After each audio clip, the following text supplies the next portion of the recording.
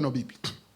Le dimanche passé, j'étais en train de parler que s'il y a quelque chose que l'ennemi attaque, c'est la foi. Vous êtes là?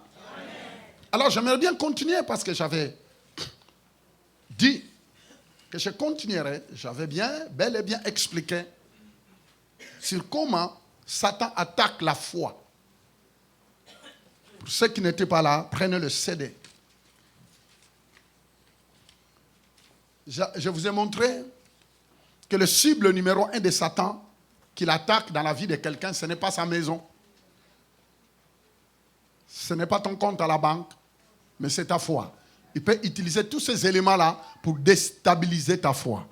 C'est pourquoi l'apôtre Paul, en envoyant Timothée, il dit « Allez vérifier la foi des Thessaloniciens pour voir si leur foi est en forme. » Il n'a pas dit « Allez leur voir pour voir si leur maison ou bien si leur compte à la banque est toujours en forme. » Non, il a dit « Allez leur voir. » Et ce que tu dois tester, c'est leur foi. Par rapport à tous les événements qu'ils sont en train de vivre, la persécution, le rejet par rapport à leur foi en Jésus-Christ. Alors, Timothée, allez voir, vérifie si leur foi tient encore. Vous savez, l'apôtre Paul pouvait dire, allez voir si on ne les a pas brûlé les maisons. Allez voir si on n'a pas brisé leur foyer, mais il a dit seulement, allez vérifier le niveau de leur foi. Le dimanche passé, j'étais en train de dire qu'on peut te piller une maison, qu'on peut détruire, on peut te voler, on peut tout faire. Mais si ta foi reste debout, tu vas récupérer tout, même en plus grand nombre. C'est pourquoi la foi est très importante. La confiance dans ce que Dieu dit. On peut tout perdre, mais avoir tout. J'ai donné l'exemple de Job. Job a tout perdu. Même quand sa femme lui a dit, maudit ces dieux-là, et puis il faut en finir. Il y a des événements qui peuvent arriver dans la vie où tu diras, est-ce que ça vaut la peine encore d'aller à l'église? Est-ce que ça vaut la peine? Mais ne tombe pas dans ces blagues-là. Ne tombe pas, parce que ça, c'est l'ennemi qui est en train de vouloir défaire ta foi. Tout ce qu'il veut, c'est de démolir ta foi. Et parfois, quand vous regardez des choses même auxquelles le diable te dit, bon, regarde ce que tu as perdu ça. Est-ce que ça vaut la peine de continuer à faire confiance à Dieu? Est-ce que ça vaut la peine de continuer à s'appuyer sur la parole de Dieu? Dis-lui, écoutez, ma foi en Dieu n'est pas par rapport à ça. N'est pas par rapport à la perte d'emploi. N'est pas par rapport à quelqu'un qui est malade. N'est pas par rapport à tout ça. Non, tout cela, oui, c'est bon, mais rien ne peut toucher ma foi. Loué soit le nom du Seigneur. Il faut, la stabilité dans la vie de quelqu'un est très importante. Frères et sœurs, est-ce que vous savez qu'on peut venir à l'église, mais devenir mature? La maturité est très importante pour toi et pour moi. Ne venez pas à l'église tout simplement suivre les bruits. Crier, mais c'est quand une tempête arrive dans ta vie, quand des bousculades, quand des événements, dites événements, tous les hommes et les femmes de la foi ont vécu des événements où leur foi a été bousculée. Jésus-Christ a dit même dans les évangiles, est-ce qu'à mon retour trouverai-je la foi? Il n'a pas dit, est-ce qu'à mon retour trouverai-je des maisons? Trouverai-je des économies? Non, non. Dans les comptes des chrétiens. C'est bien tout ça. Mais il a dit, est-ce que je trouverai la foi? Parce que ce qui nous connecte avec Dieu, c'est notre foi. La foi est l'unique garantie. La foi, c'est l'unique garantie qui te donne un avenir meilleur. La foi, la confiance dans ce que Dieu dit. C'est tout ce qui te donne la confiance dans la parole de Dieu. Et quand nous parlons de la parole de Dieu, on parle de Jésus. Parce que Jésus, il est la parole de Dieu qui s'est faite chair. La Bible dit que ce que nous voyons et ce que nous ne voyons pas ont été faits par la parole. Ça veut dire que ça a été fait par la personne de Jésus. Il est la clé de toutes choses. Il est le fondement de toute foi, de toute confiance. Il est la parole de Dieu vivante. On l'appelle le premier et le dernier, l'alpha et l'oméga. Mes frères et sœurs, notre Dieu, notre Jésus s'appelle l'alpha et l'oméga. Il est le commencement et la fin. Avant que quelque chose arrive, il est au courant. Il contrôle. C'est pourquoi il faut développer une relation avec le Seigneur. Il y a d'autres choses que tu pourras éviter tout simplement en développant ton oreille. ton oreille à écouter. Vous savez, il y a de cela quelques semaines, j'étais dans un auditorium où il y avait, je ne sais pas si c'est 5000 personnes. Mais Dieu, comment il fait qu'il nous connaît? J'étais là sur l'estrade. Et je voulais que le Seigneur m'éclaircisse ce qu'il me disait. Et finalement, il y avait une dame qui était au 2e étage, mais au fin fond de l'auditorium. Je lui pointe le doigt, je dis, il y a une dame. Tout le monde a dit, oui, là, plus haut, au premier niveau. Alors, j'en disais, moi, je dis, non, il y a une dame, là, elle est habillée. Je dis, oui, quelqu'un qui sort. Elle avait une taille courte, mais elle était derrière. Mais Dieu est parti la devant. Elle dit, lève-toi et descends. Elle est descendue, elle est venue devant. Je dis, regarde-moi ce que Dieu m'a dit. J'ai entendu tout le monde crier, ah. Je dis, mais pourquoi? Elle dit, mais on connaît cette dame. Tout ce qu'elle vit. Je dis, voyez, moi je la connais pas. Je ne le connais pas, mais Dieu la connaît. Dieu te connaît. Il y a des moments où tu dis, ah, mais tout ce qui m'arrive, est-ce que Dieu me voit? Tout ce que le diable fait, c'est de semer des doutes dans ta tête, afin de t'éloigner comme un tigre, comme un léopard, comme un lion qui est à la poursuite des antilopes. Mais il doit d'abord t'éloigner de la foule pour te mettre à part, afin de commencer à se cibler sur toi pour te détruire. Et c'est la même chose que Satan fait. Il t'éloigne du corps de Christ. Il t'éloigne de ton assemblée. Ne dites pas amen tant que tu vas le faire. Il t'éloigne d'abord de l'église. Il t'éloigne de ta communauté. Il t'éloigne de l'église locale. Parce qu'en étant seul, il va te priver de la parole qui va construire ta foi. En te privant de la parole, il va s'aimer maintenant la confusion. En s'aimant la confusion, il amène le doute. En s'aimant le doute, là maintenant tu es confus et il commence il se concentre sur toi. Ne tombe pas dans cette erreur. Nous vivons des périodes compliquées. Nous vivons des périodes où l'ennemi se déchaîne. Qu'est-ce qu'il veut attaquer? C'est ta foi. Et il y a des moments où il va utiliser parfois même des personnes qui nous entourent. Il y a des moments où il va utiliser des événements, dites événements, pour tenter un peu de t'amener dans la confusion. Oh, si Dieu est avec toi. Mais pourquoi il a permis ça? Il y a d'autres choses, écoutez-moi, je ne peux pas vous donner une réponse. Il y a d'autres choses, attendons, quand nous serons devant notre grand frère au ciel, tu diras, mais Seigneur, ça je n'ai pas compris ça, explique-moi. Tu te diras, assis-toi, je vais t'expliquer. Il y a d'autres choses, Dieu va nous expliquer. Il y a d'autres choses, non. Laisse, si tu veux tout comprendre, laisse tomber. Il y a des choses qu'on n'aura pas de réponse, mais on aura nos réponses au ciel. Il y a d'autres choses, si tu as une relation avec le Seigneur va te dire, écoute, la direction que tu prends là n'est pas propice. C'est pourquoi Dieu parfois peut envoyer quelqu'un, il peut te parler par la prédication, comme il peut te parler par un message. Il peut te parler de plusieurs manières, mais pour te redresser afin de te remettre sur la bonne direction. Est-ce que vous comprenez comment Dieu fonctionne? Personne dans la vie chrétienne ne peut dire que non, moi je connais tout. Personne ne peut dire que non, moi je n'ai pas commis des erreurs. Non, moi le premier, j'en ai commis. Béni soit le nom du Seigneur. Même dans les choix. Même dans le choix du mariage. J'ai fallu louper ma miche ici. J'ai fallu la louper, je vous dis. Restez paix. Restez paix, j'ai fallu la louper. Il y avait tellement de filles qui défilaient. Seigneur. Mais est-ce qu'ils allaient, quelle que soit leur beauté, mais est-ce qu'ils allaient me supporter? Bon, dites amen.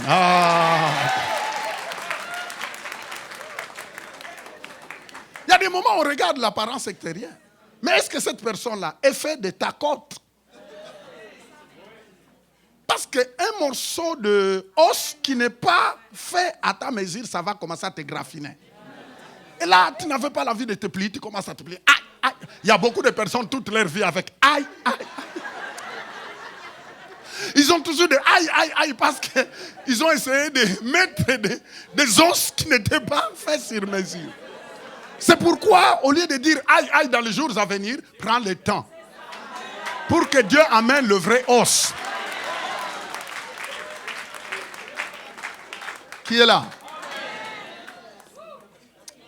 Dites, il est de retour. Il faut aller calmement dans les choses de Dieu. Il faut aller calmement. C'est pourquoi parfois les cheveux blancs nous aident un peu dans le Seigneur, nous aident un peu à donner des conseils. Des conseils. Maintenant, on ne parle pas pour parler, mais avec Expérience. Très important. Les jours difficiles ne manqueront pas dans la vie spirituelle. Les jours compliqués ne manqueront jamais. Que personne ne vous trompe. Les jours difficiles ne manqueront jamais dans la vie chrétienne. Mais ce qui est bon, c'est de savoir que quand le jour difficile arrive, comment tu vas être au-dessus. C'est tout. C'est tout. Alors, je répète que le diable attaque souvent notre foi. Et j'ai expliqué que la foi, c'est quelque chose de formidable. La foi est une arme qui nous aide à éteindre toutes les attaques de l'ennemi. Je voulais continuer sur une deuxième étape de mon message. Comment faire pour surmonter l'inquiétude et la peur? Comment faire? Qu'est-ce que nous devons faire pour surmonter les inquiétudes et la peur? Vous savez qu'il y a beaucoup de choses qui suscitent des inquiétudes. On peut s'inquiéter de notre avenir. On peut s'inquiéter de ce qui peut te surprendre. On peut avoir peur de l'avenir, du présent, ainsi de suite, là, parce que le passé est passé. Vous savez, il y a une des choses que je voulais vous dire d'abord, c'est que vous devez savoir quelles sont les paroles que Jésus-Christ a dit.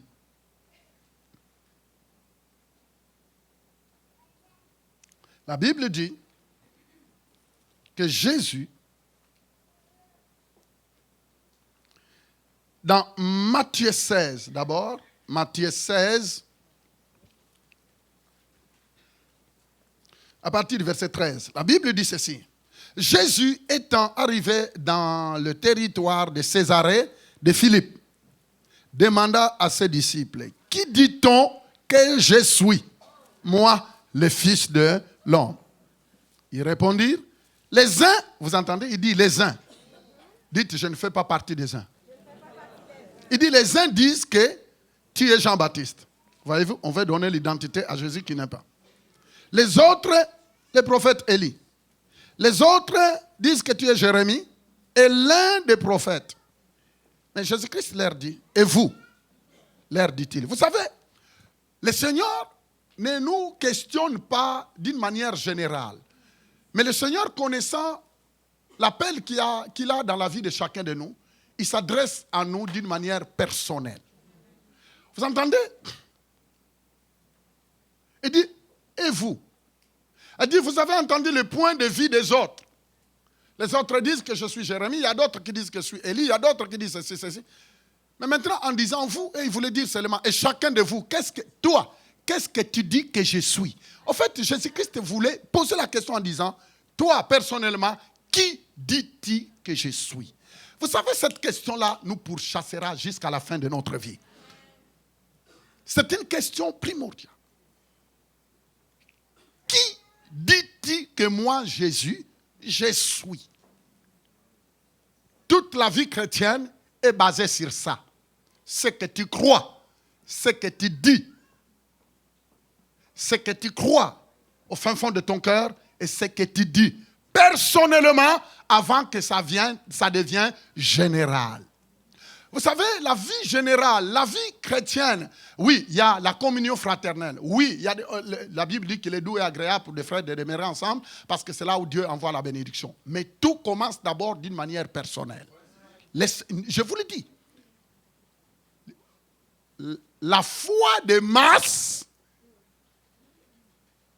je dis bien la foi générale de la masse est bien à un certain moment. Mais il y a des moments, Dieu veut que toi, tu développes une communion personnelle avec lui. Pourquoi? Vous savez, la vie réserve des surprises à chacun. Maintenant, si ta foi, c'était une foi générale de tout le monde, mais quand tu te trouves bité devant des événements de la vie, qui est particulièrement à toi, si ta foi était basée sur la généralité, tu vois un peu, tu vas promener le regard de partout.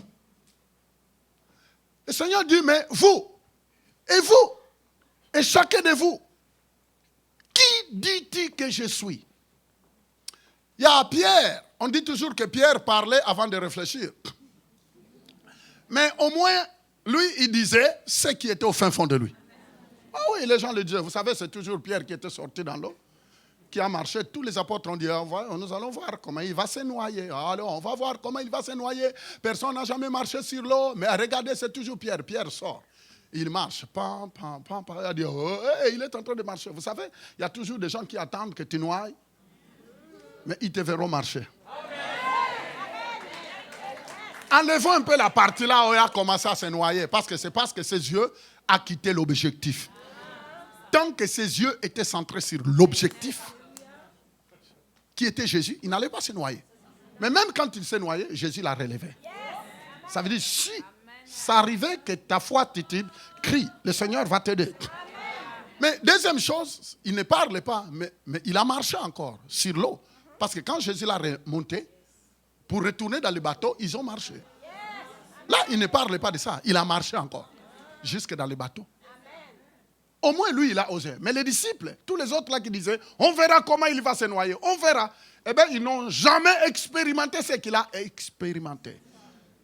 Pierre, au moins, il a vécu. Il y a des expériences que vous allez faire avec le Seigneur, qu'il y a d'autres personnes qui ne le feront pas. À cause de leur logique comme des logiciels.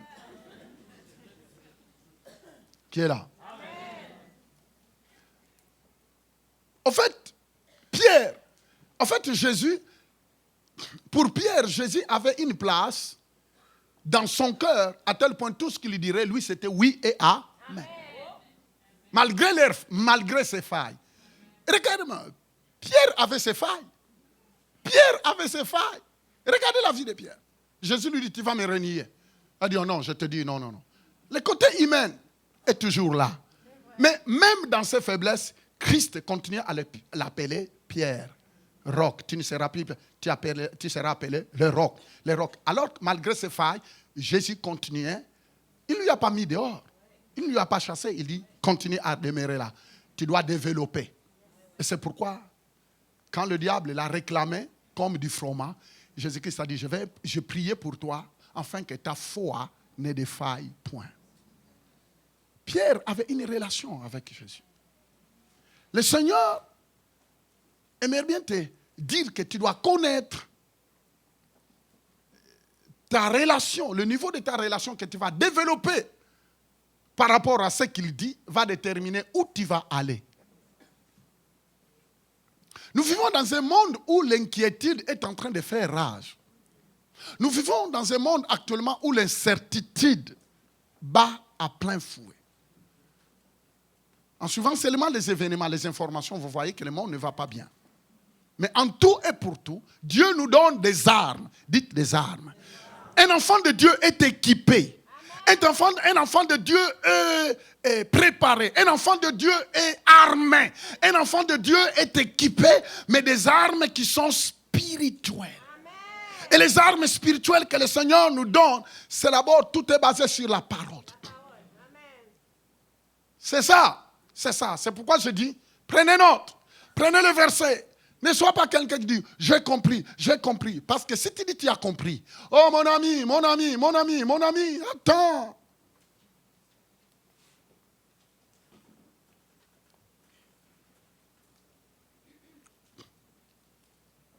Et vous, leur dit-il, qui dites-vous que je suis? Continue. Et dit, allez-y rapidement. Simon-Pierre répondit, tu es le Christ, le Fils du Dieu mort. Le Christ de Dieu quoi? Vivant. Écoute-moi bien. Le Dieu que nous prêchons ici, Jéhovah, Elohim, Adonai, Jéhovah Shikenu, Jéhovah Rapha, Jéhovah Shalom, El Shaddai. Vous savez, tous ces noms-là, Dieu se présente seulement afin que nous les connaissions. Et ce que je voulais dire, c'est que c'est un Dieu vivant. Notre Dieu est un Dieu vivant. Je n'ai pas le temps de vous donner les historiens, l'histoire de tous les grands philosophes du monde qui ont tenté de démontrer de A à Z que Dieu est une imagination humaine. Je peux vous le dire que tous ces gens-là, ils ont été enterrés. On peut vous donner même leur numéro de cimetière là où ils sont. Mais Dieu est resté intact. Le Seigneur est là. Il n'est pas bousculé par les préjugés des gens. Vous savez, chaque période a des événements, a des étapes. Il y a des intellectuels qui s'élèvent, qui peuvent dire non, Dieu, cette affaire de Dieu là, c'est des illusions. Donc, ça a toujours été comme ça partout. Ça a toujours été comme ça. Et tant que le monde sera là, il y aura toujours des personnes qui s'élèveront en disant cette affaire de Dieu là, je ne crois pas. Il y a d'autres qui feront des débats, je ne sais pas de quoi là. Ce n'est pas un problème. Mais Dieu est toujours vivant. J'étais en train de dire cela dernièrement que ce n'est pas parce que les événements, dans le monde entier, les événements bousculent, que Dieu est en train de taper son front au ciel en disant qu'est-ce qui arrive à la terre. Oh, ça nous a échappé. Non, non, Dieu est assis sur son trône. Et il est là. Il est là. Il n'y a rien, aucun événement ne lui bouscule. Mais n'oubliez jamais que le Seigneur règne dans la vie de quiconque l'a invité. Ah, quand la Bible dit accepter Jésus comme Seigneur et Sauveur. Seigneur, ça veut dire le maître. Jésus, le Seigneur est au contrôle de la personne, de la vie de quiconque l'invite. Comprenez, parce que je suis en train de dire quelque chose. Vous entendez parfois les gens dire, mais si votre Dieu est au contrôle, pourquoi tous ces événements? Pourquoi il y a des tueries de gauche à droite? Dieu n'est pas l'auteur de toutes ces tueries-là. Mais ne vous en faites pas. Le Seigneur vient habiter et contrôle la vie de ceux qui l'ont invité comme Seigneur et Sauveur. Ah oui. C'est des choses que les gens ne savent pas. Oh Dieu, pourquoi si Dieu est au contrôle? Mais pourquoi tout ce tuerie? Ça veut dire que Dieu permet tout ça. Non, ce n'est pas l'affaire de Dieu. Dieu veille et contrôle la vie de la personne qu'il a invitée comme Seigneur. Et c'est pourquoi la Bible dit rien ne peut arriver si lui ne permet. Parce qu'il est le Seigneur. Il est le Seigneur. Il y a beaucoup d'autres personnes qui sont guidées par des esprits. Mais malgré toutes les énergies qu'ils peuvent faire, mais toi, en étant avec Dieu dans ta vie, le Seigneur te contrôle. C'est pourquoi, quand on développe une relation, il y a des places même où il te dira, là, ne va pas. Ne reste pas dans cette union-là, dans cette amitié-là, parce que ça n'amène nulle part. C'est pourquoi il faut développer la voix de Dieu. Beaucoup de personnes disent, mais pasteur, mais pourquoi? Mais tu n'as pas seulement été attentif. Le Seigneur n'est pas une religion, c'est une personne, il faut l'écouter. Il peut te parler. Il y a des moments, tu pries, à un certain moment, arrêtez. Maintenant, n'entends pas une voile qui s'ouvre, je suis l'Éternel qui veut te parler. Non, mais il peut te parler calmement au fin fond de toi. Par la parole, il peut te parler. Comme il peut te parler par une voix interne. Calmement. Qui est là? Très important, parce que tu peux passer à côté de la bénédiction en attendant un rêve, en attendant une prophétie. Dieu ne parle pas toujours de la même manière. Dieu peut te parler là. Depuis qu'on a commencé, la louange t'a parlé. Dieu t'a parlé dans la louange. Dieu t'a parlé par l'adoration. Maintenant, Dieu est en train de te parler par la parole. Dieu nous parle de plus. Chacun de nous, en sortant d'ici, va recevoir sa part. Il y a d'autres personnes qui disent, moi j'aimerais bien la vision, j'aimerais bien avoir une... non, tu n'as pas besoin parce que Dieu t'a parlé. La louange, c'est pourquoi quand tu tapes les mains, tu es en train de louer le Seigneur. Suivez seulement les phrases de ce qu'on chante. Tu verras que Dieu t'a déjà... Tu vois, parfois il y a une phrase du chant qui flash dans ta tête. Tu dis, oh. Et puis tu vois directement, ton cœur commence à bouillonner. Là où il y avait la tristesse, la joie. Là où tu étais découragé, la chanson vient de te parler. Et tu vois, même quand tu étais figé comme ça, tu ne bougeais pas les pieds, tu commences timidement. Et à un certain moment, tu es déclenché là. Là, tu as reçu le réma. Vous voyez la personne qui était figée quelque part, qui regardait, qui marchait le shingon. Et du coup, tu le vois, il commence par un pas. C'est parce qu'il y a une chanson qui vient de les toucher. C'est pourquoi on dit à tous qui chantent que ne négligez pas une partie de culte. Parce que vous ne savez pas quand est-ce que Dieu va parler à quelqu'un. Dieu peut te parler par la louange. Dieu peut te parler par l'adoration. Dieu peut te parler par... Il y a un événement, par les témoignages. Quelqu'un peut témoigner, Dieu te parle. Dieu peut te parler par le message, par l'enseignement. Dieu peut te parler, Dieu peut te parler. Il y a des moments où on veut que Dieu nous parle dans des choses selon par rapport à tous nous qu'on a suivis sur l'Internet. On nous a dit qu'il a vu... Non. Il faut faire attention à l'Internet. C'est un très bon outil, mais ça est en train de détruire beaucoup de personnes. Parce que seulement sur l'Internet, on ne peut pas contrôler qui que ce soit. Et les aventuriers, et les comédiens, ils projettent toute leur saleté là-dedans. Maintenant, si toi tu es là, si tu ne sais pas discerner, tu vas te retrouver vraiment démoli. Qui est là? Dieu nous parle de plusieurs manières. Des périodes compliquées ne manqueront jamais. Jésus-Christ dit, il continue, verset 7. Simon-Pierre répondit, Jésus reprenant la parole par rapport à la réponse de Pierre, lui dit, tu es heureux. Vous voyez, la révélation rend heureux. Dieu dit à Pierre, tu es heureux. Par rapport à quoi? Par rapport à la révélation que Pierre venait de recevoir et qu'il a donné la réponse que toi, tu es le Messie, le Fils de Dieu très haut, le Sauveur. Jésus-Christ lui dit, comme tu as compris que je suis le Messie, au moment où les autres attendent le Messie, mais toi, tu as compris que peu importe ma forme, vous me connaissez que je suis... Il a dit, cette révélation-là, tu es heureux. Frères et sœurs, même si tu n'as pas de compte, là, on ne dit pas que Pierre avait maintenant cette révélation-là, directement, il a eu des comptes gonflés à la banque. Non. Mais Jésus lui dit, tu es heureux, Pierre. Connaître la révélation, connaître la puissance de la parole. Pour Jésus, il te dit, c'est tout ce que tu as besoin. Il dit, tu es heureux, Pierre. Tu es heureux. Il ne dit pas tu es triste. Il dit tu es heureux. Simon, fils de Jonas. Car ce ne sont pas la chair et le sang qui t'ont révélé cela. Mais c'est mon Père qui est dans le ciel. C'est mon Père qui est dans le ciel. Mes frères et sœurs, si vous êtes là, c'est quelque part Dieu vous a parlé. Si vous êtes là ce matin, c'est pas quelque part Dieu vous a choisi. Vous êtes le choix de Dieu, nous sommes le choix de Dieu. Ne t'inquiète pas par rapport à ce qui manque pour le moment. Ne te fais pas de soucis par rapport à ce qui te manque maintenant. Ce qui te manque maintenant, même si tu l'avais tout de suite là, tu verras que demain il y a d'autres besoins qui vont apparaître.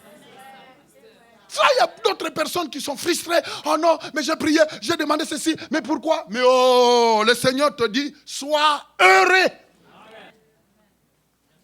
Il dit, sois heureux.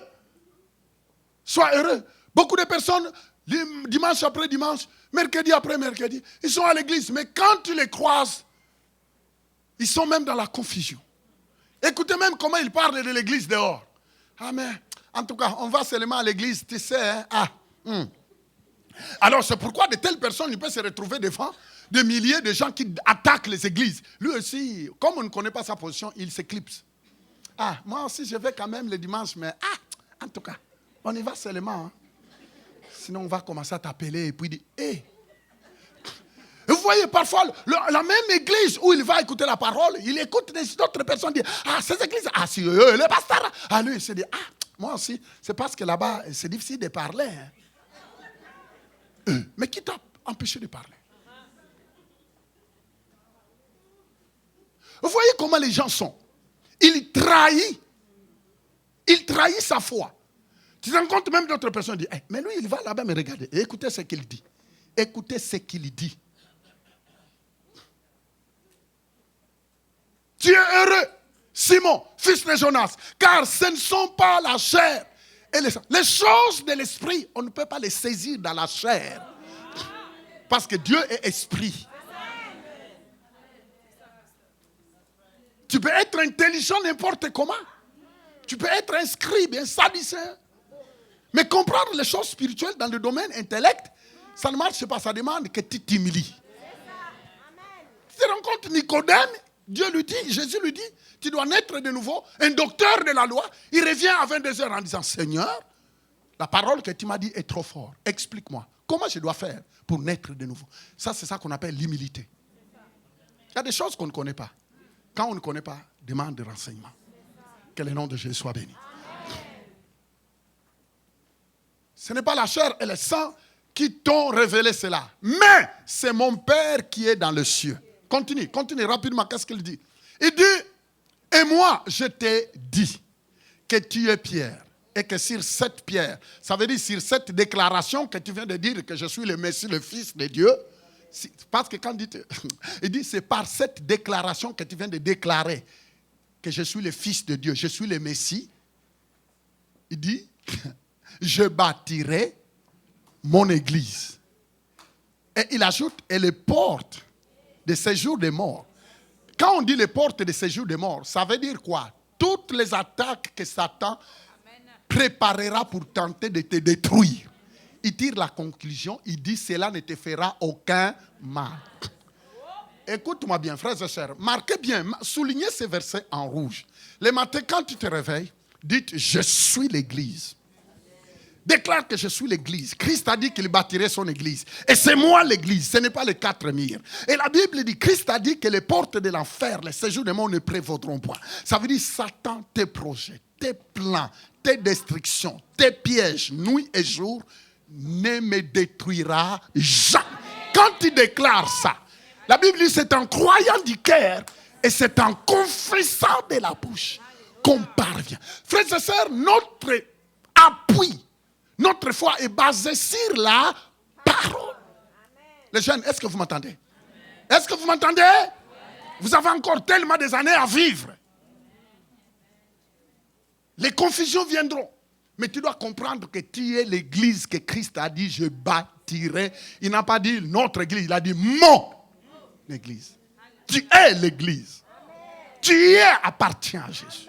Il dit, je bâtirai mon église et les portes. Vous voyez comment il dit? Et que les portes de séjour des morts. Les portes de séjour des morts. Tu peux être n'importe où. Même si on dit que dans votre pays, il y a tellement de magiciens, ça fait partie des portes de séjour des morts.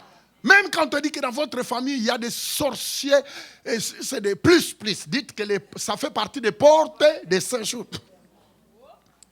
L'économie qui ne va pas, ça fait partie. Le chômage, ça fait partie. En fait, tout ce qui peut détruire, qui peut amener la confusion, qui peut chercher à bloquer ta vie, mettez-les dans la liste des portes, des paroles que les gens disent pour tenter de te briser, pour tenter de t'humilier, pour tenter de t'affaisser, pour tenter de t'écraser. Toutes ces paroles-là, mettez-les dans la liste des portes. C'est quoi ça pour toi, ces portes de séjour? Il y a d'autres personnes, parfois, c'est des paroles que les gens disent. On vit dans un monde méchant. Et que l'église n'ouvre pas de portes dans ça. Ne sois pas surtout une porte de séjour des morts qui détruit les autres. Vous savez, quand il dit ici, les portes de séjour des morts ne prévaudront point. Vous entendez, il dit point contre cette église. Ça veut dire contre moi. C'est pourquoi les gens peuvent comploter contre toi. Les gens peuvent faire des réunions contre toi. Les gens peuvent parler en mal de toi. Tu diras seulement, je suis l'église de Christ. N'entrez pas dans ces palabres et dites, pour qui se prend? Dites seulement, je suis l'église. Ça veut dire tout. Ça veut tout dire. Que les gens, à 2h du matin, qu'ils appellent ton nom. Au moment où tu étais en train de dormir seulement, la voix de Dieu criait. Elle est l'église. Il y a des moments parfois quand l'ennemi nous attaque, comme je le disais la fois passée, l'ennemi nous attaque au moment où tu dors. Parfois tu ne pries même pas. Mais celui qui a fait alliance avec toi veille sur toi. Tu te rends compte, tu es marié à une femme, et puis vous dormez, et puis quelqu'un rentre pour commencer à la frapper. Toi tu ouvres les yeux, tu dis, oh mais qu'est-ce que tu fais? Mais même si tu n'es pas fort, tu vas te lever. Tu n'as pas besoin d'être foreman, je ne sais pas qui là. Parce que tu vas les ramasser. Écoute-moi, pourquoi? Parce que tu dis que ça c'est mon alliance. Mais Dieu, que tu dors, que tu sois réveillé, que tu pries, que tu jeûnes ou pas. Le fait d'être en alliance en Christ, le fait que tu sois lavé par le sang de Jésus, le fait que ton nom soit inscrit dans le livre de vie en Christ de Jésus, que tu dors ou que tu sois réveillé, C'est pourquoi un enfant de Dieu ne marche pas comme ça. Ils sont où? Ils sont où? Ils sont où? Ah, ils sont où? Mais non, détends-toi. Tu es l'église, détends-toi. Sois cool, respire, marche. Laisse les gens mordre les poussières. Amen. C'est pourquoi la Bible dit que tout complot qui se fera pour tenter de te détruire sera inefficace. Toi, tu dis seulement au nom de...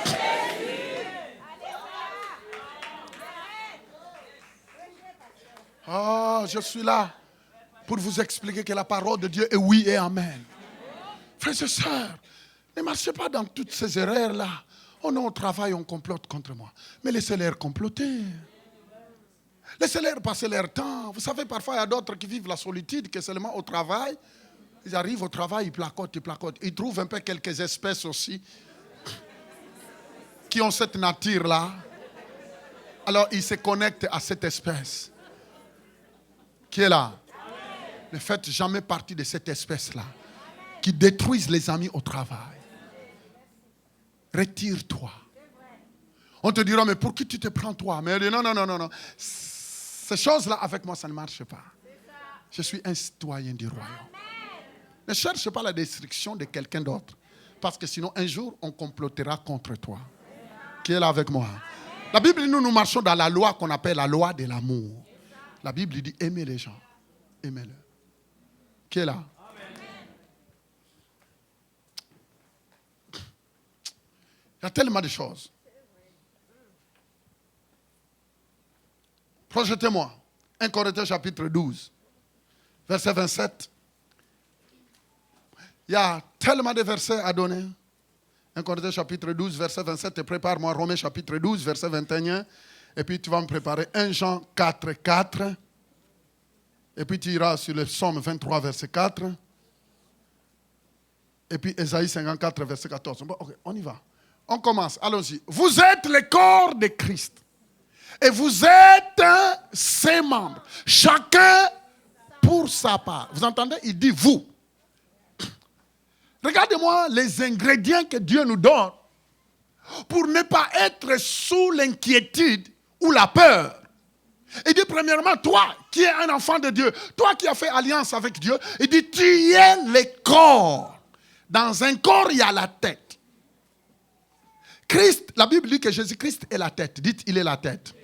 Et il dit que toi qui as donné ta vie à Jésus, tu t'appelles le corps.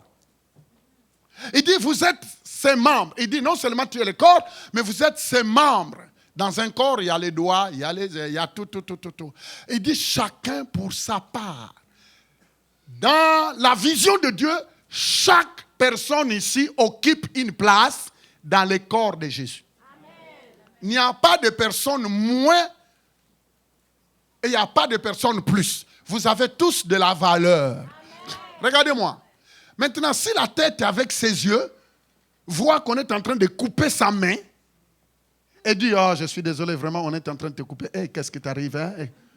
Mais non, la tête va dire directement, alerte, la main se retire. Est-ce que vous comprenez?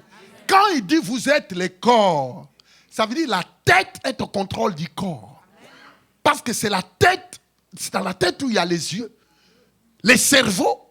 Et vous savez que toutes les... Regardez un peu, quand le cerveau sent qu'il y a quelque chose qui ne va pas directement, tu vois, même les doigts, même la jambe directement, s'il saute, il y a un obstacle. Tu vois, hey, oh là là, oh. Est-ce que vous voyez? C'est parce que dans la tête, le cerveau donne des indices.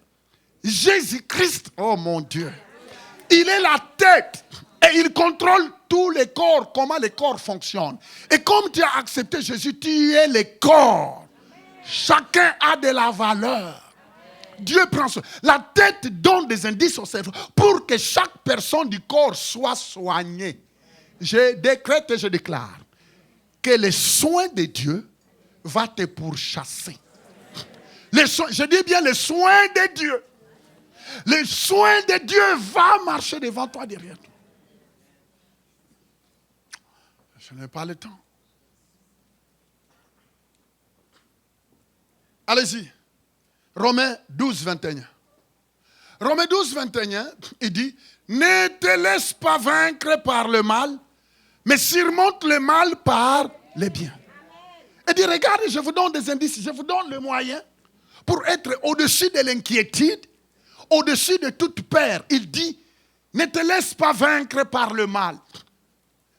Il voulait dire tout simplement ici, ne laissez pas le mal te dominer. Ne permettez pas au mal de guider ta vie. Il dit, ne permets pas. Le Seigneur, par le Saint-Esprit, nous donne l'intelligence de discerner le mal et le bien. Mais le Seigneur dit ici, ne permets pas au mal de te gouverner. Mais surmonte le mal par le bien. Un enfant de Dieu doit être doué d'un esprit de bénir et de faire du bien.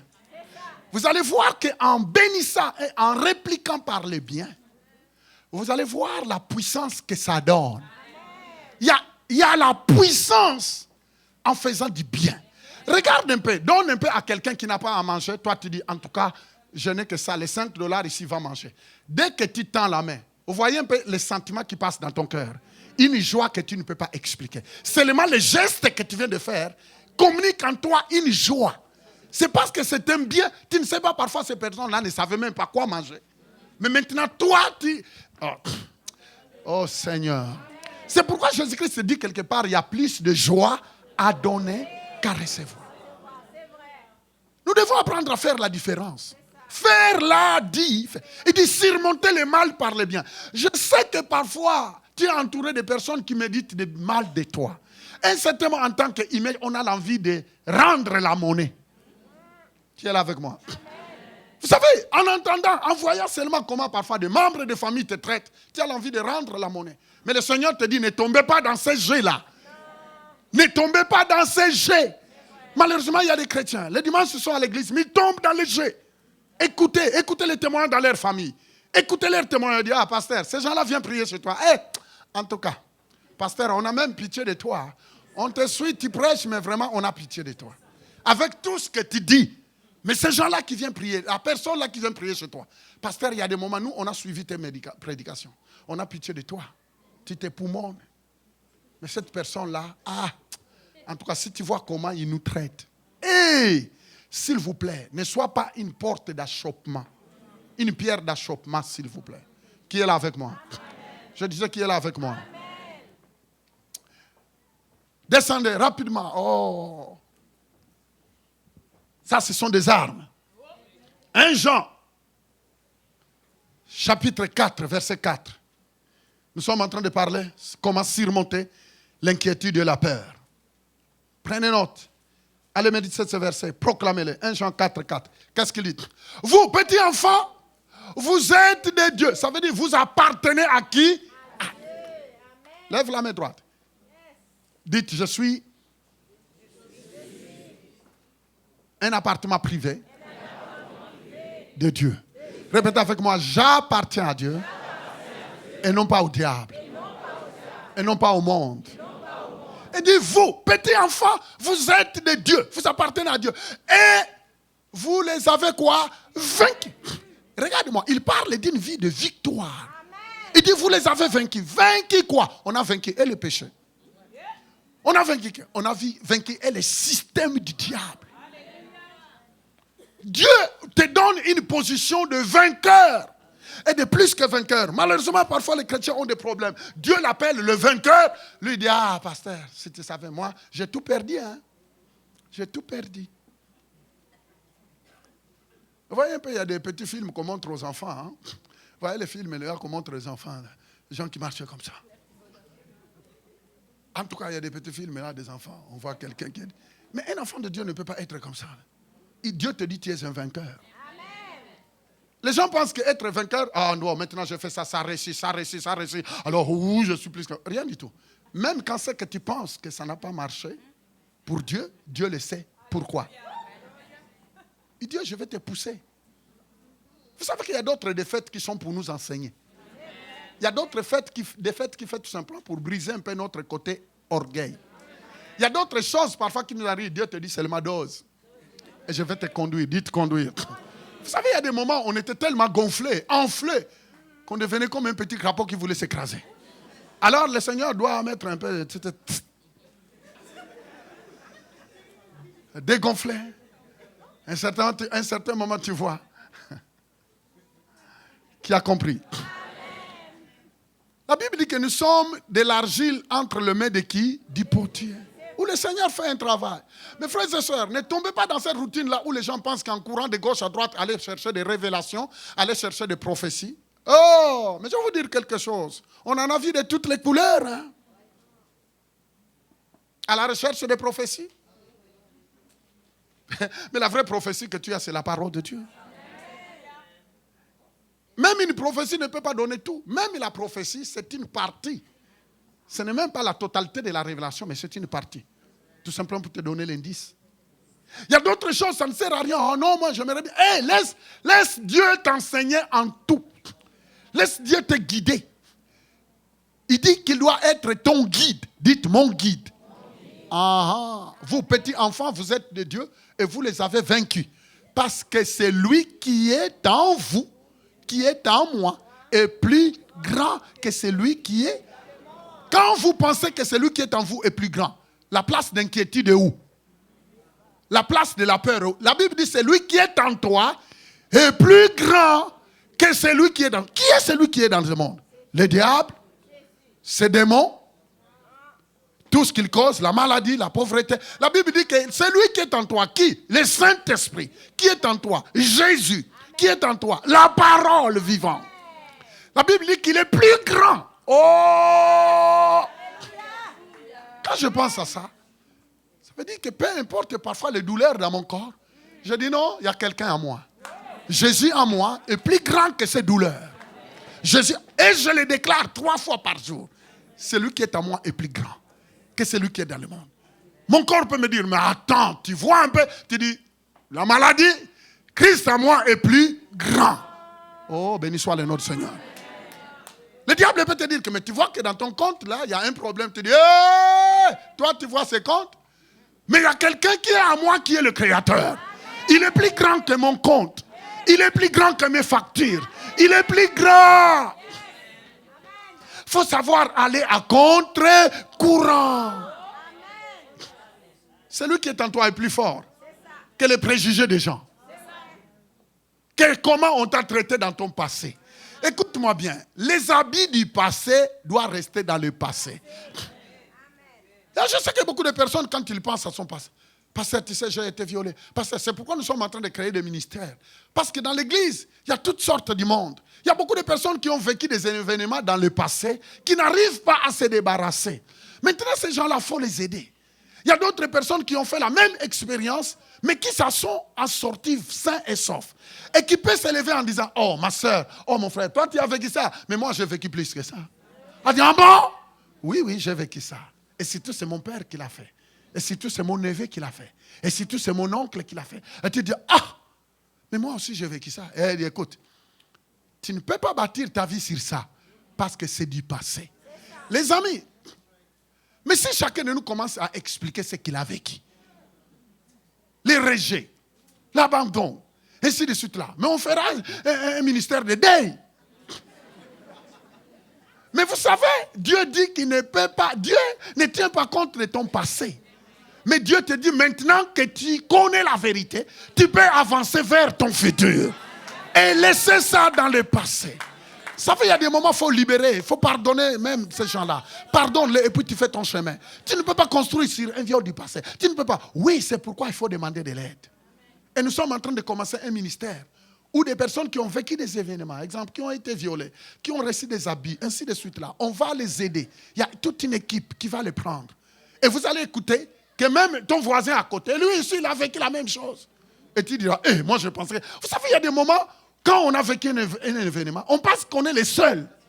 Mais tu ne sais pas la personne à côté ce qu'il a vécu. Qui est là? Ne construis pas ta vie sur le passé. Même moi qui vous parle, j'ai mon passé. Le rejet, on connaît quand on perd sa maman en enfant. Tu te réveilles, tu ne sais même pas si tu vas manger ou pas. Parce que c'est la maman qui aide. Les hommes, souvent, ils s'en vont rapidement. Il est à la quête d'une autre femme, c'est fini. Et la femme qui arrive, même la personne qui est déjà décédée, est son rival. Et même ces enfants doivent payer pour. Ah, quelqu'un peut dire amen. Et vous savez, c'est comme ça. Et les enfants deviennent victimes. Je décrète et je déclare. Tous ceux qui sont en Christ ne doivent pas avoir ces comportements. Les enfants qu'un homme peut amener, prenez-en soin comme tes enfants. Parce qu'il avait sa vie avant de te connaître. Si tu l'as accepté, eh bien, sois une maman pour ces enfants-là. Ne les écrase pas. Parce que sois un canal de bénédiction. N'essaye pas de détruire des innocents. Il y a des enfants qui sont des innocents. Leur marâtre aussi, leur pérâtre aussi, c'est marâtre. En tout cas.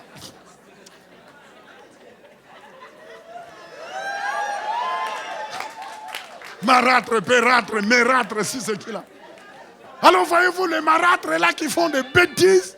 Et parfois c'est des personnes qui marchent avec des Bibles. Ma marâtre, elle prie. Mais regardez son comportement. Marâtre, pérâtre.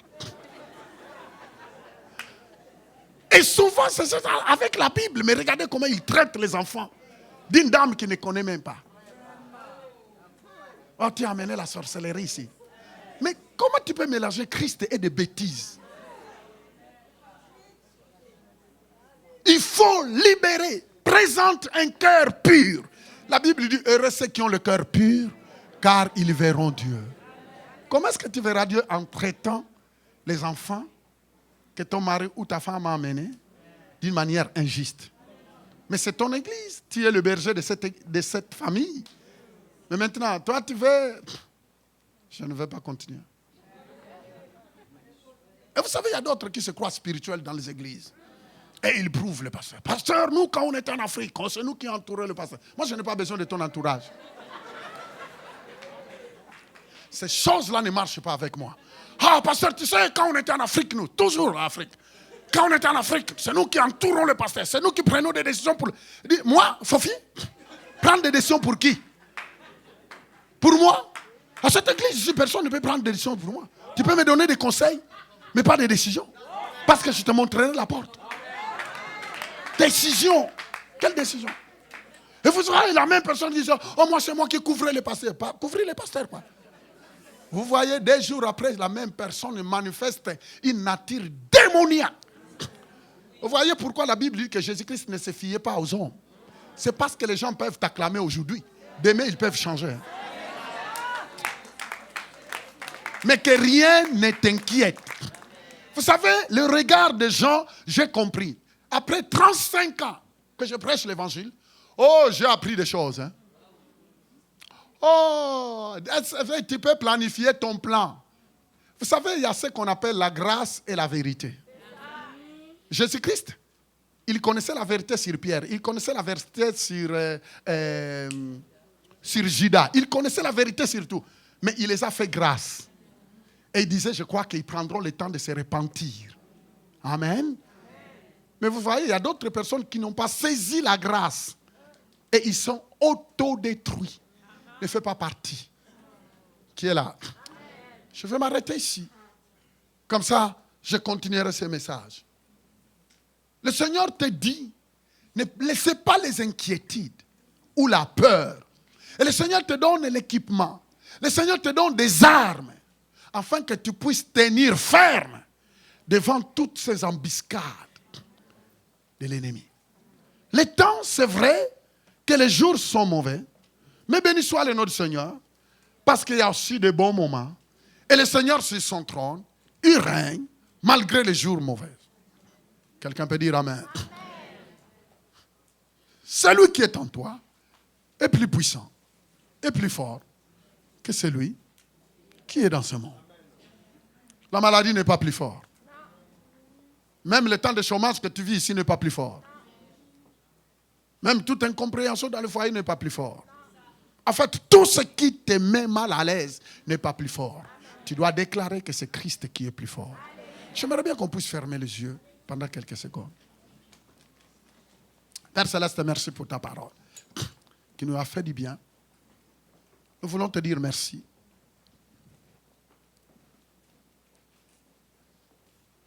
Parce que tu es le Dieu qui nous enseigne dans ce monde perturbé, dans ce monde qui vit de turbulences,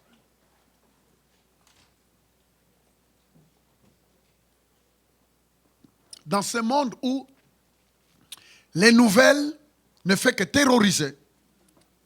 Mais Seigneur, tu nous dis de ne pas s'inquiéter et de ne pas permettre à la peur de nous envahir. Oui, Seigneur, ce matin, nous refusons tout ce qui amène la confusion dans notre vie au nom puissant de Jésus. Au moment où nos yeux sont fermés, j'aimerais bien lancer l'appel. Si tu veux que Jésus devienne ta sécurité, si tu veux que Christ soit le Seigneur et le Sauveur de ta vie, tu veux aujourd'hui que Dieu t'accepte comme son enfant. Tout commence par Jésus-Christ qui est le chemin, la vérité et la vie. Alors, tu es dans la salle, mais toi, tu n'as jamais invité Jésus de venir dans ton cœur. Mais ce matin, en écoutant l'évangile, tu veux donner ta vie à Jésus. Tu peux seulement lever la main droite. Je verrai ta main droite au moment où les yeux sont fermés. Si tu dis, pasteur, prie pour moi, je vais donner ma vie à Jésus. Tu peux seulement lever la main droite. Je vais prier pour toi. En étant dans la salle, tu veux que Jésus-Christ devienne le Seigneur et le Sauveur de ta vie. Parce qu'il est l'unique qui est mort à la croix pour te ramener à Dieu. Il est l'unique personne qui a répandu son sang à la croix pour te sauver. Il est ici ce matin. Il a dit, si vous écoutez ma voix et que vous m'ouvrez la porte, j'entrerai. Et je souperai avec vous. Tu es dans cette salle, mais tu n'as jamais confessé Jésus. En fait, tu n'as jamais invité Jésus de venir dans ton cœur. Lève seulement la main droite. Au moment où les yeux sont fermés, je verrai ta main. Je vais prier pour toi pour que Jésus-Christ vienne dans ton cœur. Si tel n'est pas le cas, si tu l'as déjà fait une fois, c'est une seule fois. Et si tu es dans la salle, tu aimerais bien lever ta main, mais il y a une voix qui te dit non, ne lève pas ta main. Alors, écoute, lève, défie cette voix en levant la main, parce qu'il y a un destin. Merci, merci, merci. Garde la main en l'air. Il y a un destin pour toi. Tu n'es pas venu ici dans cette église par hasard. Ce matin, Dieu veut prendre ta vie en main. Dieu connaît ton futur. Dieu connaît ton avenir. Il veut prendre ton destin en main. C'est lui qui t'a créé. Il sait comment te guider. Il sait ce qui t'ennuie. Il sait ce qu'il te faut. En disant, Jésus, viens dans ma vie, tu le choisis comme le Seigneur de ta vie. Il veut l'être. Il veut s'occuper de toi. Alors lève la main, j'attends.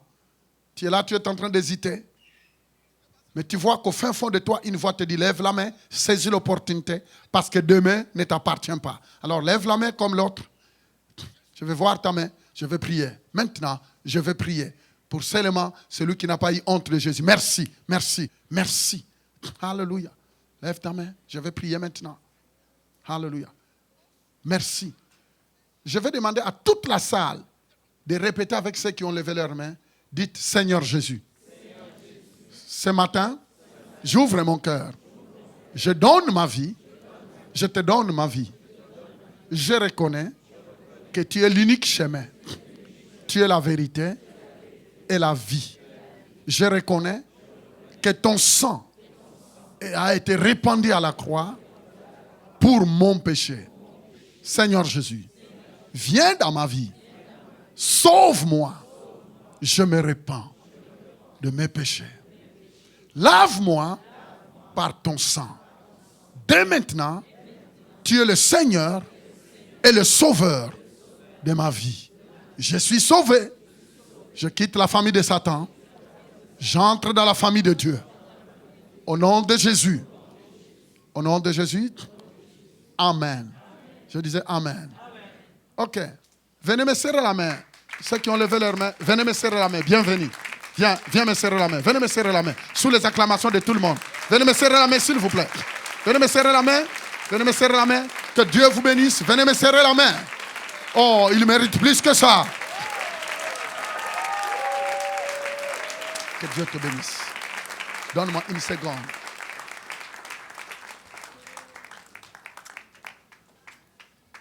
Que Dieu te bénisse. Tu sais, vous n'êtes pas ici par hasard. Vous voyez comment les gens vous acclament? C'est parce que il y a une fête. il y a une fête. La Bible dit que quand une seule personne donne sa vie à Jésus, il y a une fête au ciel.